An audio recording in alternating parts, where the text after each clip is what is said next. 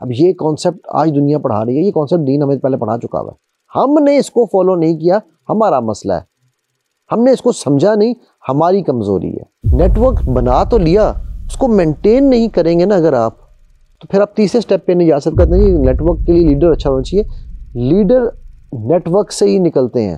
اے اللہ آج یہ تیرے کل 313 اگر ہار گئے پھر تیرا نام لینے والا کوئی نہیں ہوگا، right? It's not befitting for a prophet to decide to change his decisions. میں یہاں سے چلا گیا تھا، اگر دبئی سے وہاں سے چلا آیا تھا، تو میں نے اس نیٹ ورک کو چھوڑ نہیں دیا، میں نے اس نیٹ ورک کو ڈیڈ نہیں کیا۔ میں یہاں سے بھی ان کا ہر دوسرے ہفتے یا تیسرے ہفتے ان کا حال پوچھتا تھا، ان کو میسج کرتا تھا، ان کے بارے میں جانتا تھا۔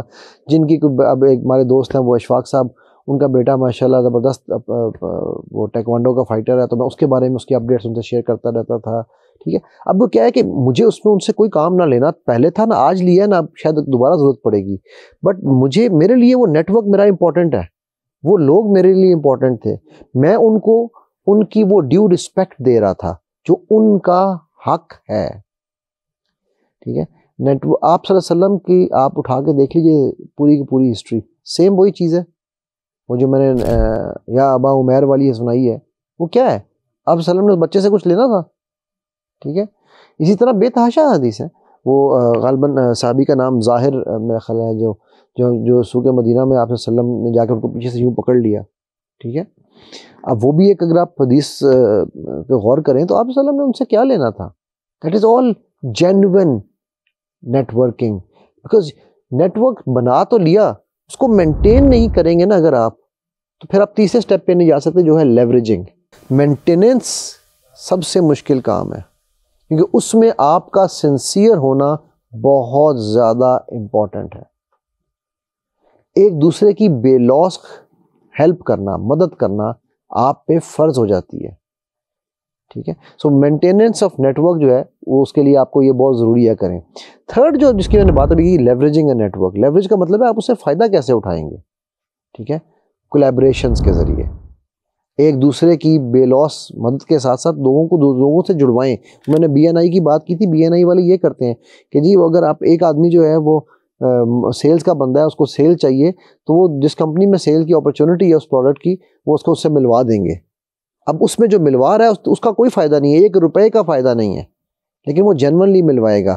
اس کی کلاسیکل اگزامپل حضرت ابو بکر، حضرت عمر، ٹھیک ہے، حضرت عثمان، ٹھیک ہے، بے تحاشا اگزامپل ہمارے پاس موجود ہیں، لیکن ایک اس کی میں پریکٹیکل اگزامپل آپ کو بتاتا ہوں۔ غزوہ خندق کولیبریشن کی امیزنگ مثال ہے۔ اچھا، پھر جب آپ کولیبریٹ کر رہے ہوتے ہیں نیٹ ورک میں، آپ جنرلی کر رہے ہیں نا، جہاں پر لوگ پھنس جاتے ہیں اور آپ کو پتہ ہے کہ آپ کے وہاں ہونے سے اس پہ فائدہ ہو سکتا ہے، وہاں آپ اپنا آپ دکھائیں۔ اللہ کے نبی صلی اللہ علیہ وسلم نے جب دیکھا کہ پوری کی پوری صحابہ کا موریل نیچے جا رہا ہے، کیونکہ وہ ایک پتھر بھی نہیں ٹوٹ رہا تھا، وہ خالی پیٹ تھے، وہ بھوکے تھے، وہ کچھ بھی تھے، وہ سب کچھ کر رہے تھے، لیکن وہ ایک پتہ نا بندہ کہتا ہے انسان ہوں میں، بس تھوڑا سا میں تھک گیا ہوں۔ اور اللہ کے نبی صلی اللہ علیہ وسلم غزوہ خندق میں کیا کر رہے ہیں؟ ویژولائز کر رہے ہیں، مارتے ہیں، کہتے ہیں میرے ہاتھ میں فلسطین کی چابیاں دے دیں، یمن کی چابیاں دے دیں، ٹھیک ہے۔ یہ کیا کیسر کس طرح دے دیا گیا؟ کیا ہے یہ ویژولائزیشن ہے، ٹھیک ہے۔ اب یہ کانسیپٹ آج دنیا پڑھا رہی ہے، یہ کانسیپٹ دین ہمیں پہلے پڑھا چکا ہوا ہے، ہم نے اس کو فالو نہیں کیا، ہمارا مسئلہ ہے، ہم نے اس کو سمجھا نہیں، ہماری کمزوری ہے۔ یہ کانسیپٹ تو موجود ہے نا، ٹھیک ہے۔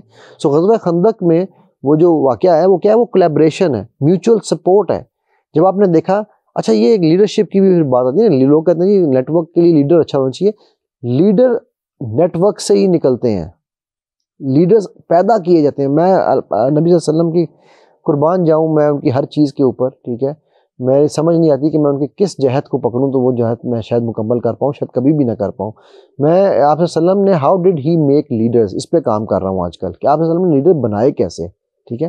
ان کی لیڈرشپ پہ تو کام کرنے کی میری اوقات ہی نہیں ہے، بٹ انہوں نے لیڈر تیار کیسے کیے؟ تو یہ ایک بہت بڑی مثال ہے، جو نیٹ ورکس بنتے ہیں اس میں سے پھر لیڈرز بھی سامنے خود بخود آتے ہیں، ٹھیک ہے۔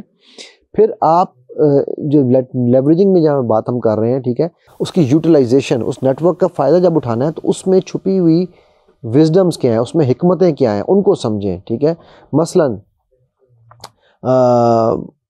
غزوہ بدر سے پہلے جو فیصلے کیے، ٹھیک ہے. ایسا نیٹ ورک میں بھی نا پھر ایک آپ کا صلی اللہ علیہ وسلم کا انٹرنل نیٹ ورک تھا, ایک تھوڑا سا بڑا سرکل تھا, اور ایک تھرڈ سرکل تھا. ٹھیک ہے.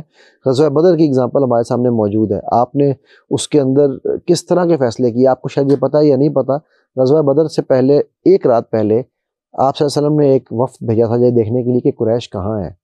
اب آپ وزڈم کی ہائٹ دیکھیں میرے نبی صلی اللہ علیہ وسلم کی. آپ صلی اللہ علیہ وسلم کسی کو بھی کہتے انکار کرتا, کبھی بھی نہ کرتا. آپ جانتے ہیں اس وقت میں دو لوگ گئے تھے, ایک ابو بکر صدیق تھے اور ایک اللہ کے نبی صلی اللہ علیہ وسلم خود تھے. میں اس کی ڈیٹیل میں نہیں بھی جا رہا ہوں, ایک لمبی کہانی ہے وہ بھی. ٹھیک ہے.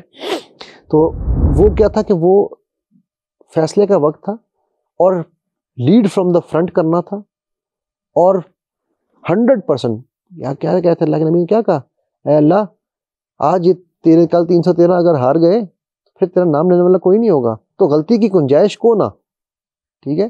سو آپ صلی اللہ علیہ وسلم نے میڈ شور himself that is a leader and that is leadership, کہ ان کو سکھایا کہ جب کرٹیکل سچویشن آ جائے تو then lead from the front, step up. جانتے ہیں کہ پھنس سکتے ہیں, جانتے ہیں کہ سب کچھ ہو سکتا ہے. ٹھیک ہے. اگین پھر پروفیشنل گروتھ. اب آپ دیکھتے ہیں لوگ یہ پروفیشنلی نبی صلی اللہ علیہ وسلم کے ساتھ, بالکل سنت میں آپ کو پروفیشنلی بھی ہم دکھاتے ہیں. غزوہ احد آپ صلی اللہ علیہ وسلم نے خود فیصلہ کیا تھا کہ ہم نے اندر لڑنا ہے یا باہر جا کے لڑنا ہے. یوتھ نے کہا, آپ صلی اللہ علیہ وسلم نے کہا یار عبداللہ ابن ابی اور سب بیٹھے تھے, انہوں نے کہا اندر لڑیں گے ہم. یوتھ نے کہا نہیں باہر لڑیں گے. یوتھ کی امپورٹنس, آپ صلی اللہ علیہ وسلم کو پتہ تھا کہ میرا یوتھ میرے لیے کتنا امپورٹنٹ ہے. آپ نے کہا ہم باہر لڑیں گے. صحابہ کہے کہ تم نے کیا کیا, اللہ کے نبی صلی اللہ علیہ وسلم ذرا پہن کے آ گئے. Right. It's not befitting for a prophet to decide to change his decisions. اور وہ ثابت ہوا کہ یوتھ کا فیصلہ ٹھیک تھا. ٹھیک ہے. اب یہ پروفیشنل ایک نیٹ ورک کی لیوریجنگ تھی نا, کہ آپ نے, آپ صلی اللہ علیہ وسلم تو مدینہ کے نہیں تھے, وہ لوگ مدینہ کے تھے, تو اس یوتھ کو یہ ویلیو دی. اگین اسی یوتھ میں سے پھر لیڈرز نکلے نا, سعد جیسے لیڈرز. اللہ کے نبی صلی اللہ علیہ وسلم میں نے کیا کہا کہ کھڑے نہیں ہوتے تھے, کسی کو کھڑا ہونا پسند نہیں کرتے تھے, لیکن سعد کے لیے کھڑے ہوئے اور بی بی فاطمہ کے لیے کھڑے ہوئے. رائٹ. یہ مثالیں ہمارے سامنے موجود ہیں, تو کوئی وجہ ہوگی تو ہوا نا. ٹھیک ہے. غزوہ خندق آ جائیں, کیا وہ فیصلہ آپ صلی اللہ علیہ وسلم نے کیا تھا کہ خندق کھودنی ہے؟ عربوں کو تو پتہ ہی نہیں تھا خندق کیا ہوتی ہے. ٹھیک ہے. That is professional and personal growth. منجنیق, عربوں کی نسلوں کو بھی نہیں پتا تھا منجنیق کیا چیز ہے. ٹھیک ہے. اللہ کے نبی صلی اللہ علیہ وسلم نے یمن بھیجی ایک جماعت, جاؤ منجنیق بنا کے سیکھو. کیا یمن والے جو تھے وہ مومن لوگ تھے. اور اس کے علاوہ جو تیسری چیز ہے نا, وہ ہے آپ کا ٹرسٹ وردی ہونا لیوریجنگ میں.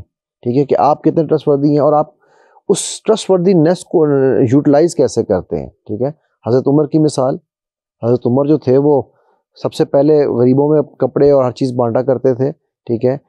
زکوٰۃ کلاسیکل ایگزامپل ہے trustworthiness and utilization of net work.